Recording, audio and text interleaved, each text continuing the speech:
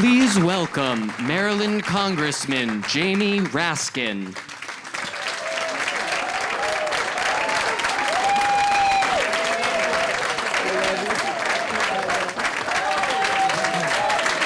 Hey, everybody. Hello, hello.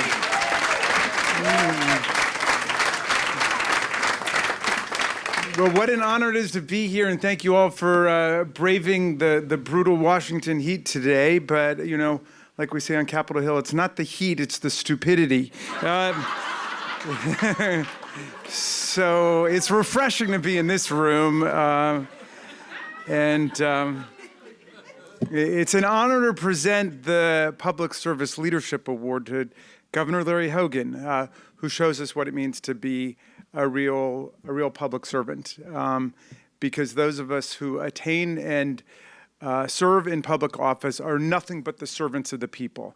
And the moment that we think we are somehow above the people, we're the masters of the people, we're the lords of the people, that is the moment in a democracy to evict, eject, reject, impeach, try, convict, and start all over again. So although we're of different political parties, it's an honor to get to say some words on behalf of Governor Hogan, who really is a true servant leader. And always has been. We are both survivors of non-Hodgkin's lymphoma, large grade diffuse B cell, except, I mean, I'm not showing off or anything, but mine was a triple hit. You know, his was tough too, but yeah. Yeah, Larry got there first in 2015. I was serving with him as a state senator in Annapolis when it happened. I remember being, you know, shocked by the diagnosis. And when you first hear one of these things on the news, you think immediately, your mind leaps to the worst, you know. And then I saw pictures of him and footage of him laughing and smiling and with the family. And he ended up showing the world how to handle a cancer diagnosis openly, honestly, transparently, with grace, with courage, and always with a sense of humor. And it is indeed humbling to lose your hair, lose your eyebrows, lose your eyelashes, lose your voice, lose your appetite, lose your sense of smell, sometimes your sense of place, your orientation. But Governor Hogan, throughout all that time, never lost his humanity, and he never lost his belief in our democracy and in our state. And for that, we are forever grateful to you, Governor Hogan.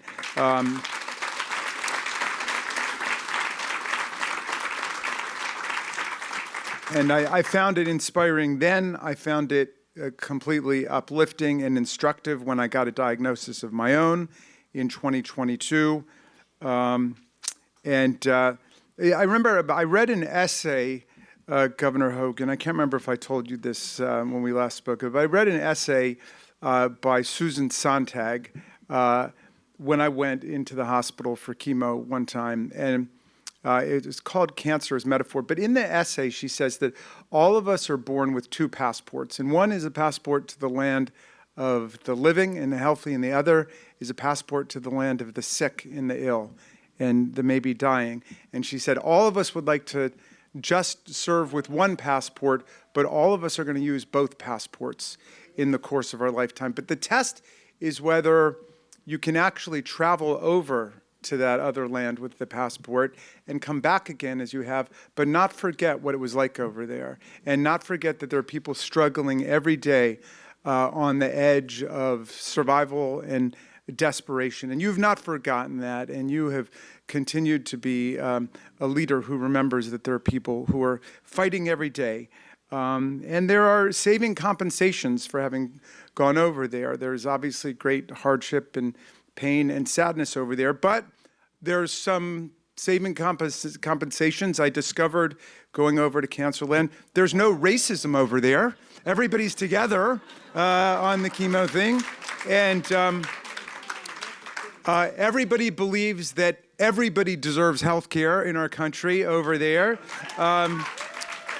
And there's a lot of kindness and there's a lot of compassion among the people who even have the least ability to show kindness and compassion because they're in such pain and such sickness. But people will show you a lot of kindness and compassion there. And so you brought that back with you, Larry, and that's an amazing thing.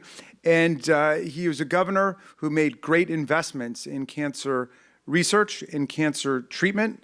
And it's so important to remember that he wasn't content to say, well, we'll let the federal government do it on its own. The state is going to make its own investment. I mean, real money, hundreds of millions of dollars in cancer research and cancer treatment and cancer care.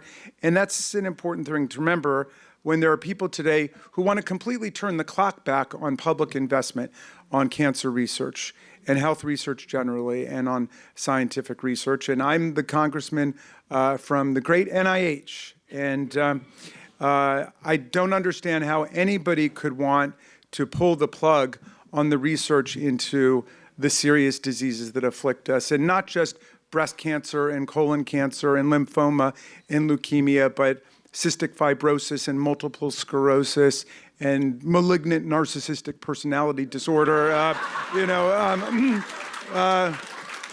These are the diseases that threaten us at these times. So thank you, Governor Hogan, for always maintaining your compassion and your decency, showing us what a real leader is, and showing us what it means to continue to have solidarity with the sick, even when, at least temporarily, provisionally, we're well.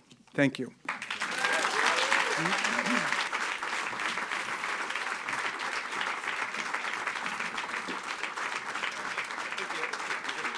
Oh, I got to give you this. Yeah, you have to give that to me.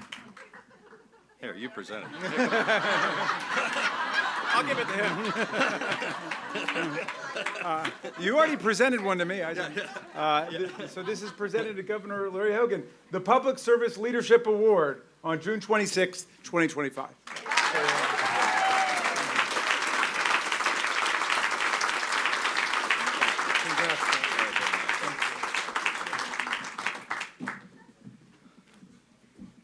Well, thank you very much, Congressman. This is truly an honor, and it's very humbling. I can't thank you enough. I want to thank everybody involved in this wonderful organization, the board of directors, and all the sponsors tonight, the advocates, and especially my fellow cancer survivors. You know, it was very nice of you, Congressman, to come and give me that award. I had the honor of doing the same thing to him at the Capitol, presenting him an award, so he's finally paying me back for that. But you know, cancer doesn't discriminate. It doesn't care if you're black or white, or young or old. It certainly doesn't care if you're a Democratic congressman or a Republican governor. It affects every one of us. And you know, we're all part of the same club that we never wanted to join, but we're all in this together. And I got a little emotional watching. That was a very nice video. Thank you very much. My daughter did a good job, right?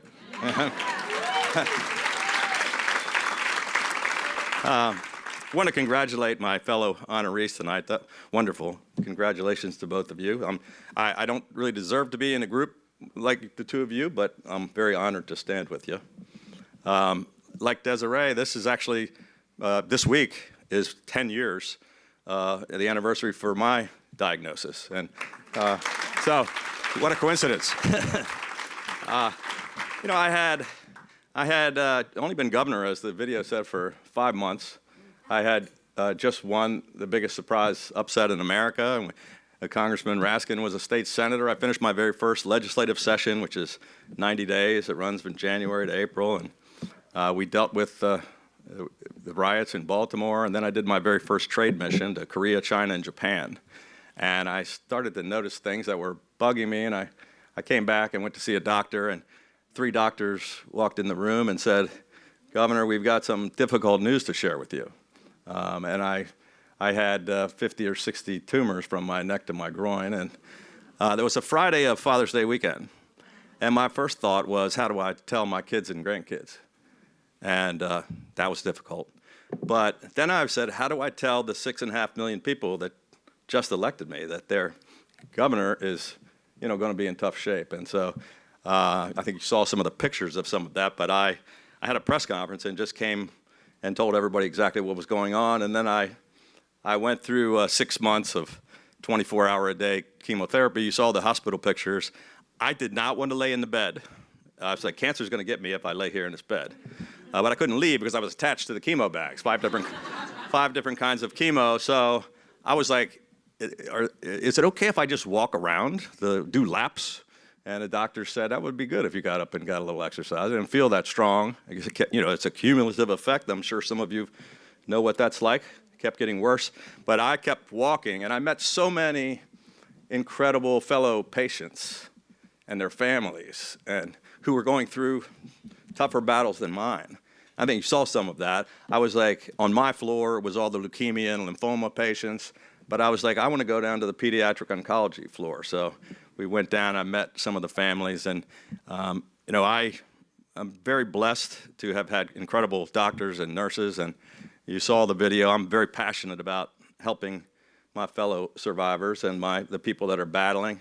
We built a new cancer center in Prince George's County and a new one in Baltimore City, invested in research. And I said that, long after I'm governor, and I've been out of office for 2.5 years, I said I'm going to continue to do everything I can to fight for people that are battling cancer, to try to raise awareness and raise money. And, every single organization that I can help and support, I do it. And I just want to thank all of you for what you do. It's so important. And I can't thank you enough, every single one of you. God bless you for what you do. And thank you for giving me the award. I'll accept it humbly on behalf of all the other survivors. We'll take it together. So God bless you, and thank you so much.